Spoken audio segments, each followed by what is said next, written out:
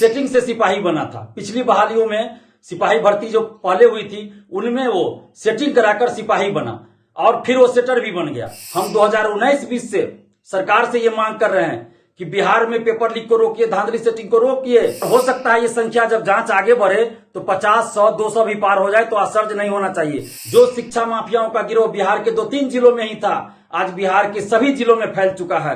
दोस्तों, बिहार पुलिस सिपाही भर्ती परीक्षा का जो पेपर लीक हुआ था उसकी अभी जांच चल रही है और अभी तक जितने लोग गिरफ्तार हुए हैं उनमें जो सेटर गिरफ्तार हुए हैं वो पहले से बिहार पुलिस में सिपाही पद पर नौकरी कर रहे हैं, यानी कि बिहार सरकार में वो नौकरी कर रहे हैं, सरकारी नौकरी कर रहे हैं। और ये भी बात सामने आई है कि वो सिपाही खुद सेटिंग से सिपाही बना था। पिछली बहालियों में सिपाही भर्ती जो पहले हुई थी उनमें वो सेटिंग कराकर सिपाही बना और फिर वो सेटर भी बन गया।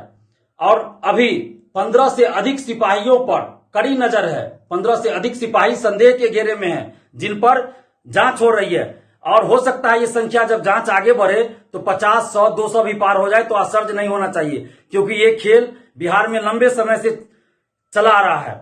इससे 1.5 साल पहले आप 67वें बीपीएससी पेपर लीक को देख लीजिए, उसमें भी कई ऐसे लोग गिरफ्तार हुए थे जो पहले से नौकरी कर रहे थे, सरकारी नौकरी कर रहे थे। हम 2019-20 से सरकार से ये मांग कर रहे हैं कि बिहार में पेपर लीक को रोकिए, धांधली सेटिंग को रोकिए और पेपर लीक में संलिप्त लोगों को कठोर से कठोर कानूनी सजा दीजिए, कानूनी कार्रवाई कीजिए। 2446 दरोगा बहाली में पेपर लीक हुआ था पीटी में, उसकी भी हम जांच की मांग कर रहे थे। 1717 दरोगा बहाली उसका भी पेपर लीक हुआ था। अगर उस समय सरकार निष्पक्षता के साथ जांच करवाई होती तो आज ये नौबत नहीं आती। जो शिक्षा माफियाओं का गिरोह बिहार के 2-3 जिलों में ही था, आज बिहार के सभी जिलों में फैल चुका है।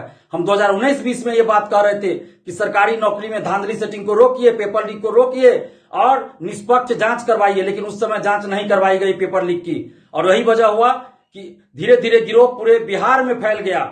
और आज देखिए, आज सिपाही जो नौकरी कर रहा है वो आज सेटर बन गया।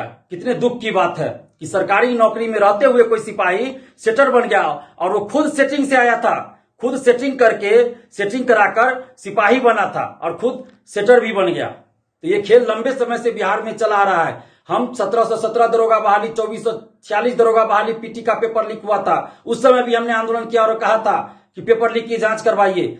1717 दरोगा बहाली, 2446 दरोगा बहाली, 2213 दरोगा बहाली, इन तीनों दरोगा बहालियों में खुलकर धांधली सेटिंग हुई और उस समय के चेयरमैन ने खुलेआम तानाशाही रवैया अपनाया। पिछले 10 साल में जितने भी सिपाही भर्ती हुई है, दरोगा भर्ती हुई है, सब में खुलेआम धांधली सेटिंग हुई है। इसके अलावा बीपीएससी से जो बहालियां 10 साल के अंदर हुई है, बीएसएससी से जो बहाली हुई है और भी जो बहालियां हुई है, अगर सबकी जांच करवा ली जाए, हम तो सरकार से मांग कर रहे हैं, नीतीश कुमार जी से मांग कर रहे हैं कि पिछले 10 साल में जितने भी सरकारी नौकरी के लिए बहालियां आई है, प्रतियोगी परीक्षाएं आयोजित हुई हैं, उन सब की आप निष्पक्ष जांच एक बार करवा दीजिए। पता चल जाएगा कि इनमें कितने लोग फर्जी थे, कितने लोग धांधली सेटिंग कराकर नौकरी में आए थे। और सिपाही दरोगा में तो बहुत ज्यादा फर्जी निकल जाएंगे जो धांधली सेटिंग कराकर आए थे।